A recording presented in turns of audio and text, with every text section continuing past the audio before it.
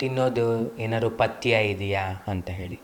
So ತಿನ್ನೋದ್ರಲ್ಲಿ B P sugar ಅಥವಾ heart issues ಅಥವಾ ಏನಾದ್ರು ಅದಕ್ಕೆ ರಿಲೇಟೆಡ್ ಪಥ್ಯ ಬಿಟ್ಟರೆ ಸ್ಪೆಸಿಫಿಕ್ಕಾಗಿ ಸ್ಟ್ರೋಕಲ್ಲಿ ಇದನ್ನು ತಿನ್ನಬಾರ್ದು ಅದನ್ನು ತಿನ್ನಬಾರ್ದು ಆ ಥರ ಏನಿಲ್ಲ. ರಿಸ್ಕ್ ಫ್ಯಾಕ್ಟರ್ಸ್ ಕಂಟ್ರೋಲ್ಗೆ ಏನು ಮಾಡಬೇಕೋ ಅದೇ ರೊಟೀನಾಗಿ ಮಾಡಬೇಕಷ್ಟೆ. ಸೊ ಇದಲ್ದೇ ಇನ್ನೊಂದು ಇಂಪಾರ್ಟೆಂಟ್ ಪಾಯಿಂಟ್ ಏನಂತಂದರೆ, ಸೊ ಅವ್ರಿಗೆ ಈ ಥರ ಆಗಿತ್ತು, ಅವರು 2 ನಿಮಿಷದಲ್ಲಿ ರಿಕವರಿ ಆಗೋದ್ರು, ನಮ್ಗೆ ಯಾಕೆ ಆಗ್ತಾಯಿಲ್ಲ ಅಂತ ಹೇಳಿ ಎಷ್ಟೊಂದು ಜನಕ್ಕೂ ಅನ್ಕೋತಾ ಇರ್ತಾರೆ. ಸೊ ಇವಾಗ ಸ್ಟ್ರೋಕು ಸಿವಿಯಾರಿಟಿ ಚೇಂಜ್ ಆಗ್ತಾ ಇರುತ್ತೆ, ಅಂದರೆ ಚಿಕ್ಕದಾಗಿರ್ಬೋದು, ಜಾಸ್ತಿ ಕೂಡ ಆಗ್ಬೋದು.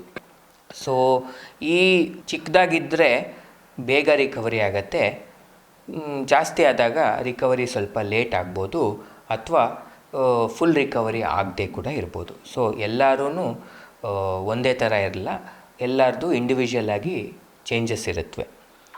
ಸೊ ಇವಾಗ ಟೆಂಪ್ರೇಚರ್ ರಿಲೇಟೆಡ್ ಏನಾದ್ರು ಇದೆಯಾ ಅಥವಾ ಕೋಲ್ಡ್ ಹೋದರೆ ಜಾಸ್ತಿ ಆಗುತ್ತೆ ಅಂತೆಲ್ಲ ಇರುತ್ತೆ.